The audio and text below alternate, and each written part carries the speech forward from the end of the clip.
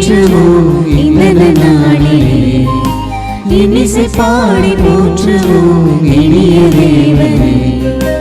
இதய தெய்வமேற்றுவோம் இந்த நாளிலே, இன்னிசை பாடி போற்றுவோம் இனிய தேவனே.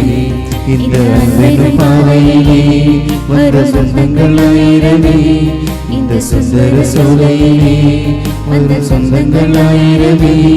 இவை எத்தனை அழகும் இறைவன் கரங்கள் இனிது வரைந்த கவிதை. இதய தெய்வமேற்றுவோம் இந்த நாளிலே, இன்னிசை பாடி போற்றுவோம் இனிய தேவனே.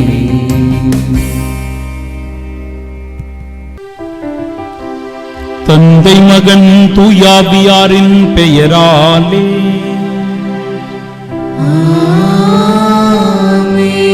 நம் ஆண்டவராகிய இயேசு கிறிஸ்துவின் அருளும் கடவுளின் அன்பும் தூய ஆவியாரின் நட்புறவும் உங்கள் அனைவரோடும் இருப்பதாக.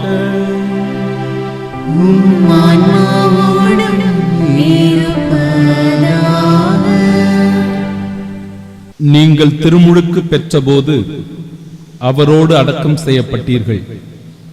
சாவிலிருந்து அவரை உயிர்த்தெழச் செய்த கடவுளின் ஆற்றல் மீது கொண்டுள்ள நம்பிக்கையால் அவரோடு நீங்களும் உயிர் பெற்று எழுந்துள்ளீர்கள். அன்பு சகோதர சகோதரிகளே, தூய மறை நிகழ்வுகளை கொண்டாட நாம் தகுதி பெறும் பொருட்டு நம் பாவங்களை ஏற்றுக்கொள்வோம். எல்லாம் வல்ல இறைவனிடமும் சகோதர சகோதரிகளிடமும் நான் பாவியை ஏற்றுக்கொள்கிறேன். ஏனெனில் சிந்தனையாலும் சொல்லாலும் செயலாலும் கடமையும் தவறியதாலும் பாவங்கள் பல செய்தேன். என் பாவமே, என் பாவமே, என் பெரும் பாவமே. ஆகையால் எப்பொழுதும் கன்னியான புனித மரியாதையும் வானதூதர் புனிதர் அனைவரையும் சகோதர சகோதரிகளே உங்களை நம் இறைவனாகிய ஆண்டவரிடம் எனக்காக வேண்டிக் கொள்ள மன்றாடுகிறேன். எல்லாம் வல்ல இறைவன் நம் மீது இரக்கம் வைத்து நம் பாவங்களை மன்னித்து நமக்கு நிலை வாழ்வை அருள்வாராக. ஆமென்.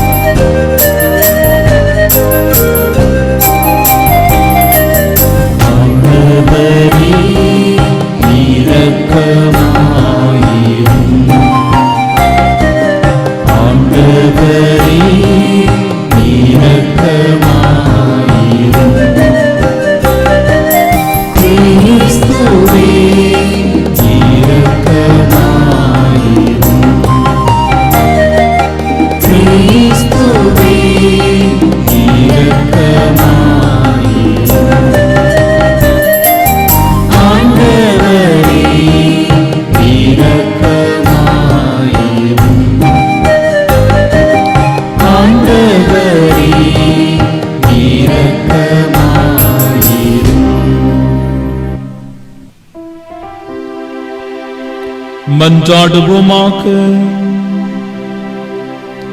என்றென்றும் உள்ள எல்லாம் வல்ல இறைவா, திருமுழுக்கின் புது பிறப்பால் விண்ணக வாழ்வை எங்களுக்கு அளிக்க திருவுலமானி அழியா தன்மைக்கு தகுதியுடையவர்கள் என நீர் ஏற்றுக்கொண்ட நாங்கள் உமது உதவியால் உமது மாட்சியின் நிறைவுக்கு வந்து சேர அருள் புரிவீராக. உம்மோடு தூயாவியாரின் ஒன்றுப்பில் இறைவனாய் என்றென்றும் வாழ்ந்து ஆட்சி செய்கின்றவர் வழியாக உம்மை மன்றாடுகின்றோ.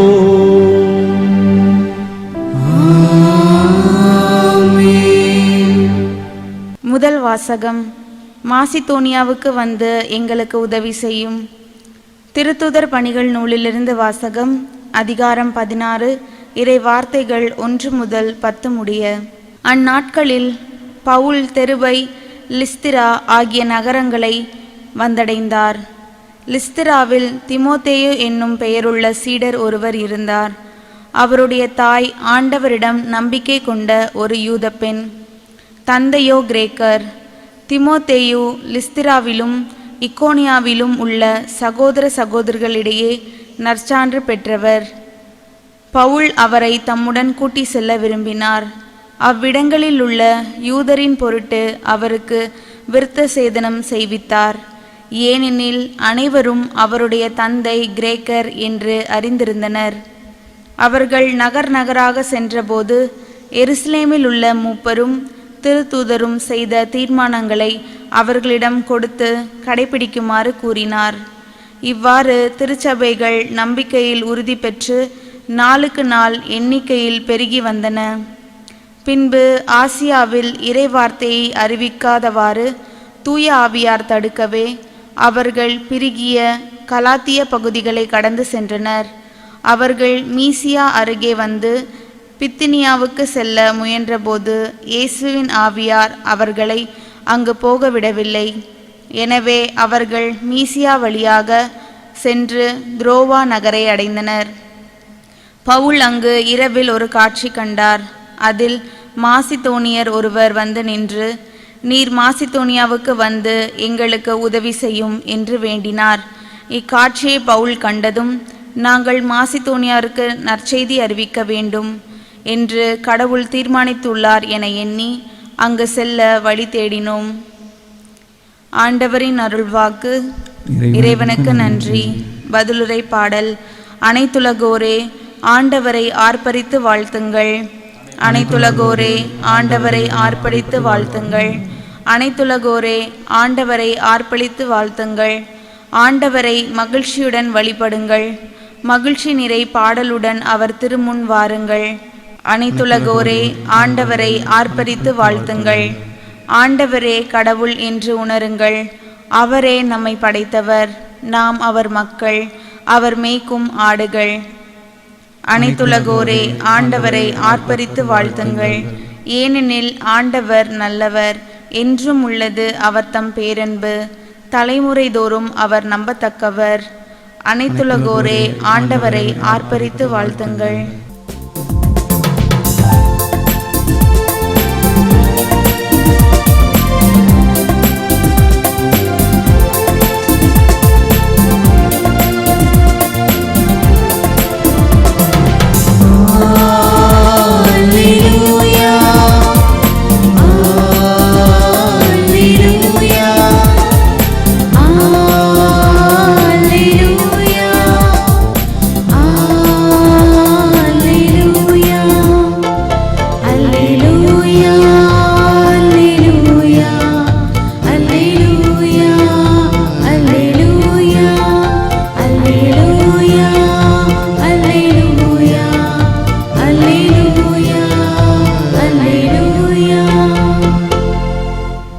நீங்கள் கிறிஸ்துவோடு உயிர் பெற்று எழுந்தவர்களானால் மேலுலகு சார்ந்தவற்றை நாடுங்கள். அங்கு கிறிஸ்து கடவுளின் வலப்பக்கத்தில் அமர்ந்திருக்கிறார் என்கிறார் ஆண்டவர். அல்லேலூயா, அல்லேலூயா, அல்லேலூயா, அல்லேலூயா.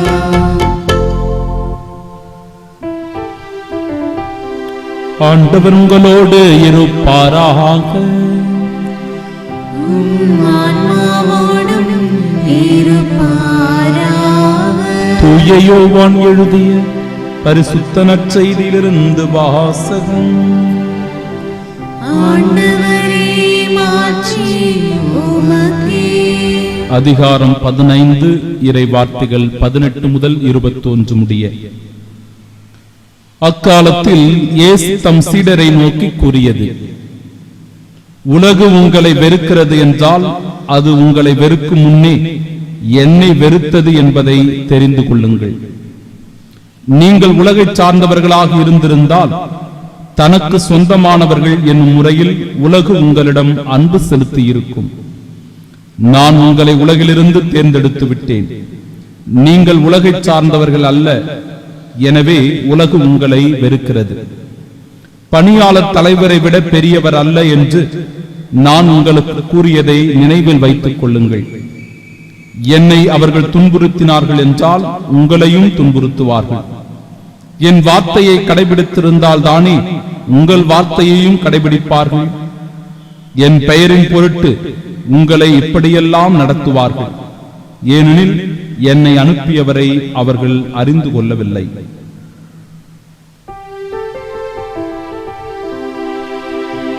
ஆண்டவரின் அருள்வாக்கு. கிறிஸ்துவே உமக்கு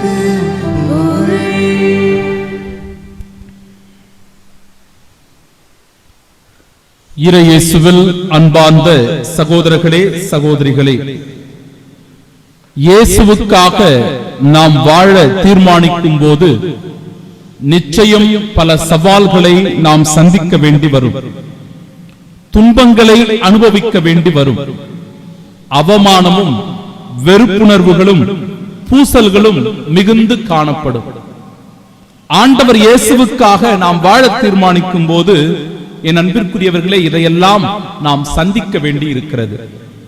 காரணம், உலகு நம்மை ஏற்றுக்கொள்ளாது. எனவேதான் ஆண்டவர் தெளிவாக இந்த நாளில் எடுத்துரைக்கிறார், நீங்கள் உலகை சார்ந்தவர்கள் அல்ல, எனவே உலகம் உங்களை வெறுக்கிறது. என்னை துன்புறுத்தினார்கள் என்றால் அவர்கள் உங்களையும் துன்புறுத்துவார்கள் என்று குறிப்பிடுகிற வேளையில், என் அன்பிற்குரியவர்களே, ஆண்டவர் இயேசு கிறிஸ்துவை நாம் பின்பற்றுகிற வழியானது ஏதோ ரோஜா மலர்கள் விரித்து வைத்திருக்கிற பாதை அல்ல. மாறாக அது ஒரு முட்கள் நிறைந்த பாதை, துன்பம் நிறைந்த பாதை என்பதை நாம் புரிந்து கொள்ள வேண்டும், உணர்ந்து கொள்ள வேண்டும்.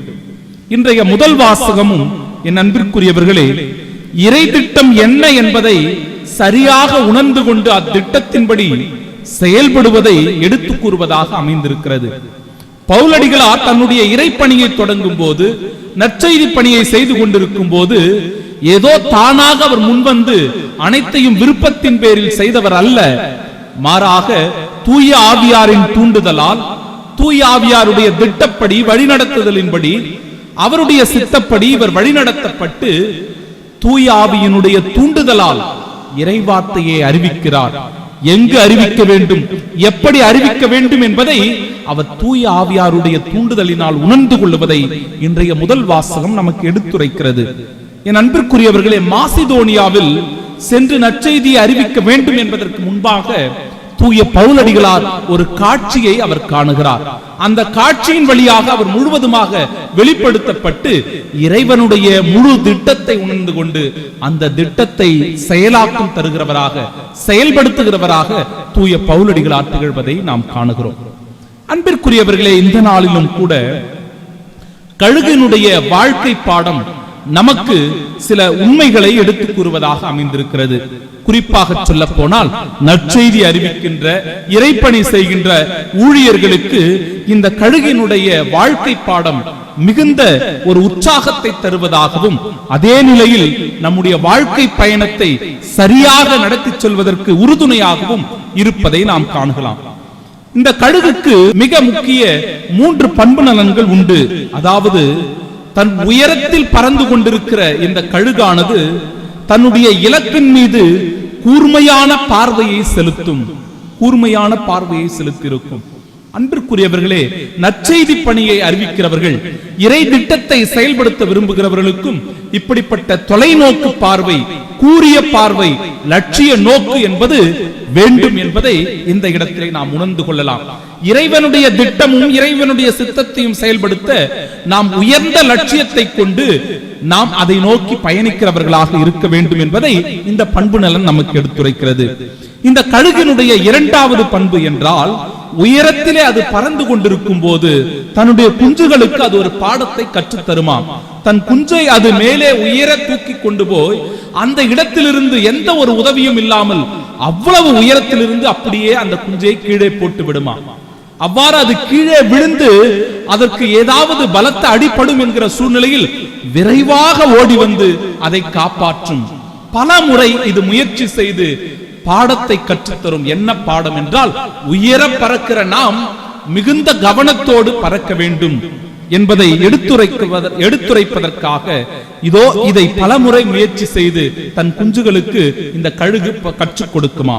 அன்பிற்குரியவர்களே, ஆண்டவருடைய பணியை செய்கிறவர்களுக்கு பல துன்பங்கள் உண்டு, நெருடல்கள் உண்டு, மனக்கசப்புகள் உண்டு. அவர்களுடைய பாதை முற்கள் நிறைந்த பாதையாக இருந்தாலும் கூட, அன்பிற்குரியவர்களை, தொடர்ந்து மீண்டும் மீண்டும் நாம் முயற்சி செய்யும் போது அந்த முயற்சியினுடைய பலனானது இன்றைக்கு அகில உலகம் முழுவதும் தாயாம் திரு அவை அழகாக காட்சியளிப்பதை, ஆண்டவருடைய நற்செய்தி பணி உலகம் முழுவதும் பரவி இருப்பதை நம்மால் உணர்ந்து கொள்ள முடியும், நம்மால் புரிந்து கொள்ள முடியும்.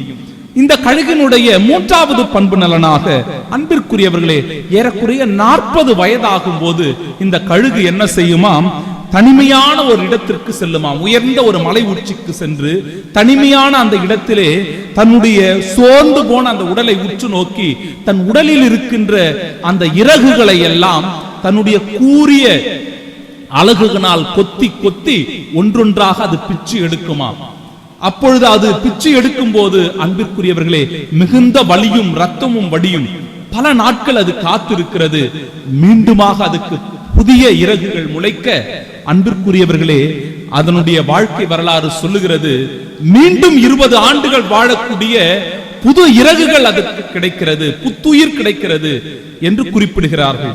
அன்பிற்குரியவர்களே, துன்பங்களை நாம் தாங்கும் போது, வலி வேதனைகளை ஆண்டவர் இயேசுவுக்காக நாம் நம்முடைய உடலிலே தாங்கிக் கொள்ளும் போது அது மிகுந்த பலனை கொடுப்பதாக மாறுகிறது. நம்முடைய வாழ்வு அர்த்தமுள்ள வாழ்வாக மாறுகிறது என்பதை எடுத்துரைக்கிறது இன்றைய இறைவார்த்தை. எனவே ஆண்டவருடைய வார்த்தைக்கு செவிசாய்க்கின்ற நல்ல உள்ளம் படைத்தவர்களாய் தூய பவுலடிகளாருடைய இறையாட்சி பணியை, அவரது இறை பணியை, நற்செய்தி பணியை நம்முடைய வாழ்வு பணியாக நாமும் ஏற்றுக்கொண்டு, நீங்கள் உலகை சார்ந்தவர்கள் அல்ல, எனவே உலகம் உங்களை வெறுக்கிறது என்பதை புரிந்து கொண்டவர்களாய், என்னை துன்புறுத்துவது போல இந்த உலகம் உங்களையும் துன்புறுத்தும் என்பதை சரியாக உணர்ந்து கொண்டவர்களாய் ஆண்டவருடைய பாதையில் பயணிப்போம். அந்த பாதை நமக்கு இறையாட்சி பாதை என்பதை உணர்ந்து கொள்வோம். ஆமென்.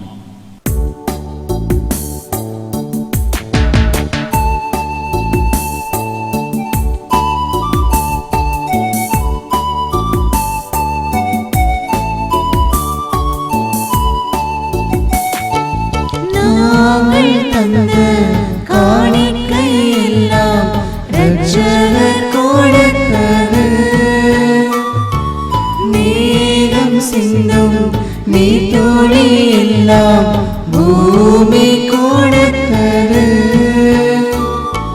காலங்கள் மாறும், கோலங்கள் மாறும், காலங்கள் மாறும், கோலங்கள் மாறும், ஆகாயம் மாறும் கடவுள் மகனே, ஆனாலும் உன்னன்பு மாறாது.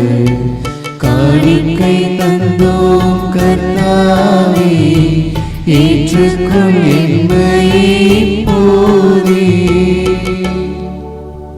அன்புமிக்க சகோதர சகோதரிகளே, என்னுடையதும் உங்களுடையதுமான இப்பலி எல்லாம் வல்ல இறைவனுக்கு உகந்ததாகும்படி மன்றாடுங்கள். ஆண்டவர் தமது பெயரின் புகழ்ச்சிக்காகவும் ஆட்சிக்காகவும் நமது நன்மைக்காகவும் புனித திரு அவை அனைத்தின் நலனுக்காகவும் உமது கையிலிருந்து இப்பலியை ஏற்றுக்கொள்வாராக. ஆண்டவரே, உமது குடும்பத்தின் காணிக்கைகளை இரக்கத்தோடு ஏற்றுக்கொள்ள உம்மை வேண்டுகின்றோம். அதனால் உமது பாதுகாவலின் உதவியால் தான் பெற்றுக் கொண்டதை ஒருபோதும் இழந்து விடாமல் அது நிலையான பரிசை அடைவதாக எங்கள் ஆண்டவராகிய இயேசு கிறிஸ்து வழியாக உம்மை மன்றாடுகின்றோம்.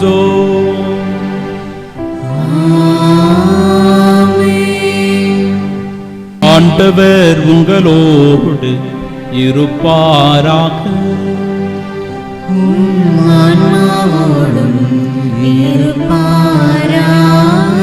இதயங்களை மேலே எழுப்புங்கள்.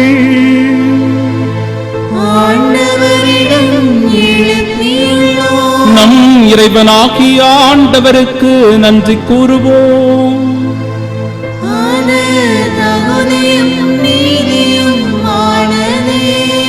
ஆண்டவரே, எக்காலத்திலும் உம்மை புகழ்ந்துரைப்பதும் எல்லாவற்றுக்கும் மேலாக எங்கள் பாஸ்காவாகிய கிறிஸ்து பலியான இச்சிறப்பான காலத்தில் உம்மை இன்னும் மிகுதியாக வாழ்த்தி போற்றுவதும் மெய்யாகவே தகுதியும் நீதியுமாகும் எங்கள் கடமையும் மீட்புக்குரிய செயலுமாகும். கிறிஸ்து வழியாகவே ஒளியின் மக்கள் நிலை வாழ்வில் நுழைகின்றனர். விண்ணரசின் கதவுகள் நம்பிக்கையாளருக்கு திறந்துவிடப்படுகின்றன. ஏனெனில் சாவுக்குரிய எங்கள் வாழ்வு அவரது சாவால் மீட்படைந்து அவரது உயிர்ப்பிலே அனைவரது வாழ்வும் உயிர்த்தெழலாயிற்று. ஆகவே பாஸ்கா மகிழ்ச்சி பொங்க அனைத்துலகின் மாந்தர் அனைவரும் அக்களிக்கின்றனர்.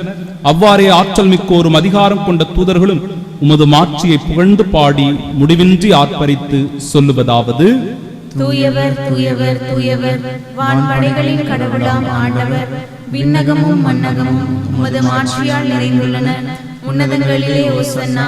ஆண்டவர் பெயரால் வருகிறவர் ஆசி பெற்றவர். உன்னதங்களிலே ஓசன்னா. ஆண்டவரே, நீர் மெய்யாகவே தூயவர், தூய்மை அனைத்திற்கும் ஊற்று. ஆகவே உம்முடைய ஆவியை பொழிந்து இக்காணிக்கைகளை தூய்மைப்படுத்த உம்மை வேண்டுகின்றோம். இவ்வாறு எங்கள் ஆண்டவர் இயேசு கிறிஸ்துவின் உடலும் இரத்தமுமாக எங்களுக்கு இவை மாறுவனவாகும். அவர் பாடுபட உளம் கனிந்து தம்மை கையளித்த போது அப்பத்தை எடுத்து நன்றி செலுத்தி அதை பிட்டு தம் சீடர்களுக்கு அளித்து அவர் கூறியதாவது: அனைவரும் இதிலிருந்து பெற்று உண்ணுங்கள், ஏனெனில் இது உங்களுக்காக கையளிக்கப்படும் என் உடல்.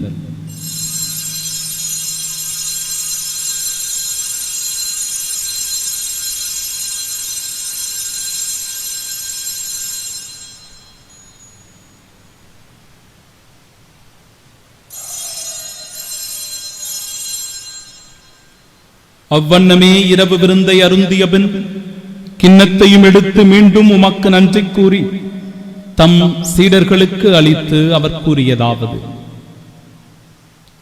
அனைவரும் இதிலிருந்து பெற்று பருகுங்கள், ஏனெனில் இது புதிய நிலையான உடன்படிக்கைக்கு உரிய என் இரத்தத்தின் கிண்ணம். இது பாவ மன்னிப்புக்கென்று உங்களுக்காகவும் பலருக்காகவும் சிந்தப்படும். இதை என் நினைவாக செய்யுங்கள்.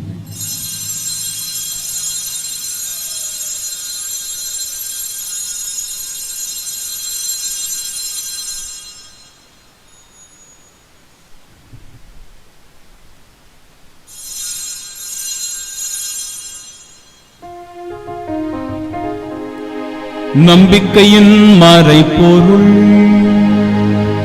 ஆண்டவரே,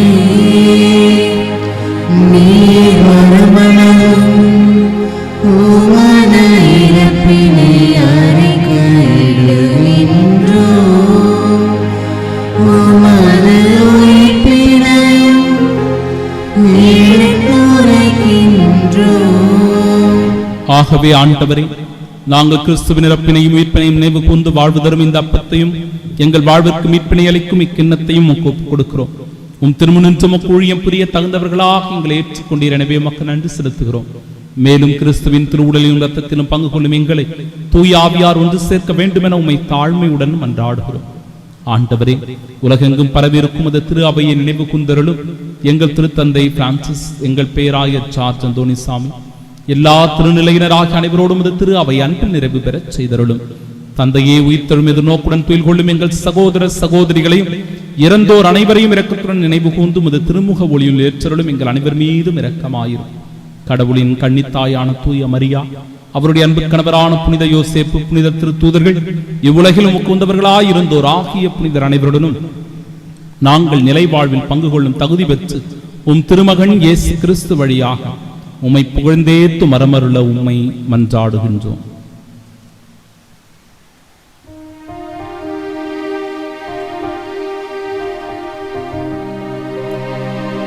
இவர் வழியாக இவரோடு இவரில் எல்லாம் வல்ல இறைவனாகிய தந்தையே, தூயாவியாரின் ஒன்றைப்பில் எல்லா புகழும் ஆட்சியும் என்றென்றும் உமக்கு உரியதே.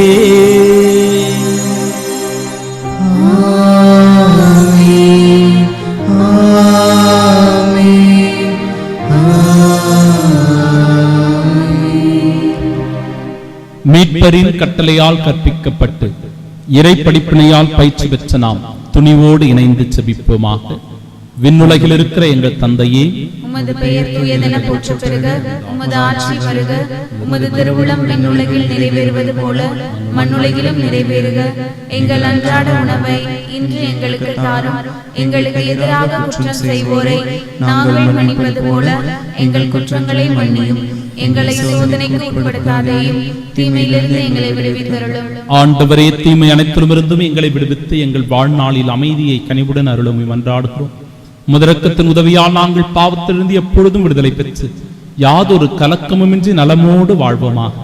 நாங்கள் எதிர்நோக்கியிருக்கும் பேரின்பத்திற்காகவும் எம் மீட்பராக இயேசு கிறிஸ்துவின் வருகைக்காகவும் காத்திருக்கின்றோம். ஏனெனில் ஆட்சியும் வல்லமையும் மாட்சியும் என்றென்றும் உமதே. ஆண்டவரே இயேசு கிறிஸ்துவே, அமைதியை உங்களுக்கு விட்டுச் செல்கிறேன், என் அமைதியையே உங்களுக்கு அளிக்கிறேன் என்றும் திருத்தூதர்களுக்கு மொழிந்தீரே. எங்கள் பாவங்களை பாராமல் உமது திரு அவையின் நம்பிக்கையை கண்ணோக்கி உமது திருவுளத்திற்கேற்ப அதற்கு அமைதியும் ஒற்றுமையும் அளித்தருள்வீராக. என்றென்றும் வாழ்ந்து ஆட்சி செய்கின்றவர் நீரே. ஆமென். ஆண்டவருடைய அமைதி உங்கள் அனைவரோடும் என்றும் இருப்பதாக.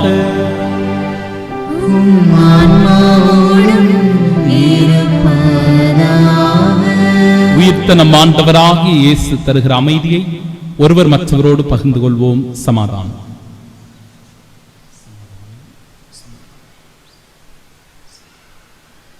உலகின் பாவங்களை போக்கும் இறைவனின் செம்மறியே, எங்கள் மேல் இரக்கமாயிரும்.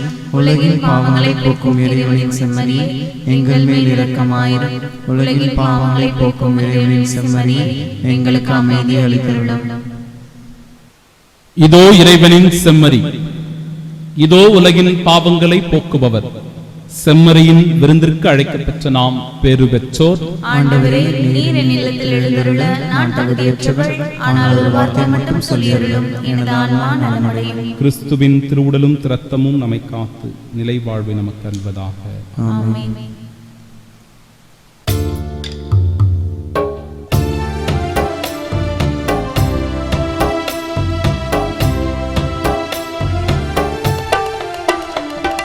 சாதியும் பிரிவும் மதவெறியும் நஞ்சென்று விலகிட அருள் புரியும். நீதியை விதைத்து அமைதியை அறுவடை செய்திட அருள் புரியும். அறுவடை செய்திட அருள் புரியும். ஒன்றாய் வாழ்ந்திட நன்றாய் வாழ்ந்திட அன்பாய் வாழ்ந்திட அருள் புரியும். அன்பே இறைவானை வரும் ஒன்றாய் அகிலத்தில் வாழ்ந்திட அருள் புரியும். அன்பே இறைவானை வரும் ஒன்றாய் அகிலத்தில் வாழ்ந்திட அருள் புரியும். திருவிருந்துக்கு பின் ஜெபம். கிறிஸ்துவின் ஆன்மாவே, புனிதமாக்கும் கிறிஸ்துவின் திருவுடலே, என்னை மீட்டருளும். கிறிஸ்துவின் திரு ரத்தமே, எனக்கு எழுச்சியூட்டும். கிறிஸ்துவின் விழாவின் தண்ணீரே, என்னை கைவிடுமே. கிறிஸ்துவின் பாடுகளே, என்னை தேற்றிடுமே. ஓ நல்ல இயேசுவே, எனக்கு செவிசாயும். உம் திருக்காயங்களுக்குள் என்னை மறைத்தருளும். உம்மிடமிருந்து என்னை பிரிய விடாதேயும். தீய பகைவரிடமிருந்து என்னை காத்தருளும். எனது இறப்பின் வேளையில் என்னை அழைத்தருளும். உம்மிடம் வர எனக்கு கட்டளையிட்டருளும். புனிதர்களோடு எக்காலம் உம்மை புகழ செய்யும். ஆமென். தந்தையே, அவர்களுக்காக வேண்டுகிறேன், அவர்களும் நம்மில் ஒன்றாயிருப்பார்களாக. இதனால் நீரே என்னை அனுப்பினீர் என்று உலகம் நம்பும் என்கிறார் ஆண்டவர். மன்றாடுவோமாக. ஆண்டவரே, உமது பரிவிரக்கத்தால் நீர் மீட்டுக் கொண்டவர்களை தொடர்ந்து பாதுகாத்தருள உம்மை வேண்டுகின்றோம். அதனால் உம் திருமகனுடைய பாடுகளால் மீட்கப்பட்டவர்கள் அவரது உயிர்ப்பில் மகிழ்வார்களாக. என்றென்றும் வாழ்ந்து ஆட்சி செய்கின்ற அவர் வழியாக உம்மை மன்றாடுகின்றோம். ஆண்டவர் உங்களோடு இருப்பாராக.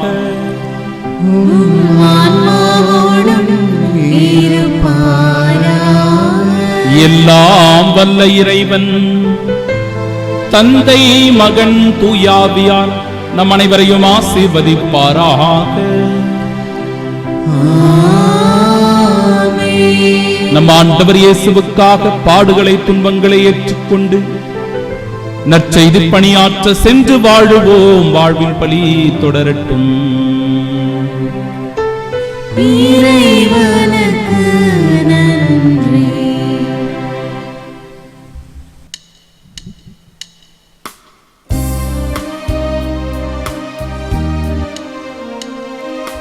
ஞானம் நிறை கன்னிகையே, நாதனை தாங்கிய ஆலயமே.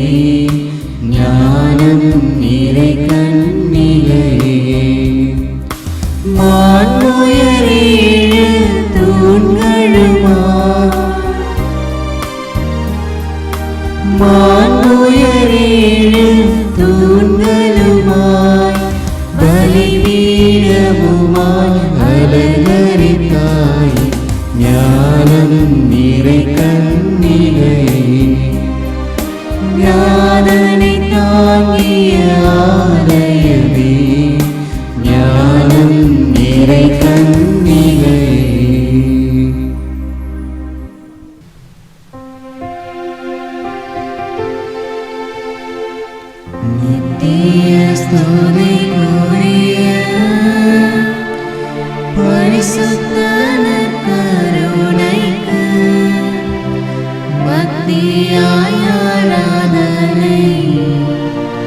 எத்திசையும் புரிவோம். இயேசுவின் மதுரமான திரு இருதயமே, எங்கள் சிநேகமாயிரும். மரியாளின் மாசற்ற இருதயமே, எங்கள் ரட்சணியமாயிரும். சகல புனிதர்களே, எங்களுக்காக வேண்டிக் கொள்ளுங்கள். இரக்கத்தின் ஆண்டவரே, எங்கள் மேல் இரக்கமாயிரும். நற்கருணை நாதரே, எங்களோடு தங்கும் ஆண்டவரே, அச்சிஷ்ட சிலுவை அடையாளத்தினாலே எங்கள் சத்துருக்களமிருந்து எங்களை ரட்சித்துக் கொள்ளும். எங்கள் சர்வேஸ்வரா, பிதா, சுதன், பரிசுத்த ஆவியின் பேராலே ஆமென்.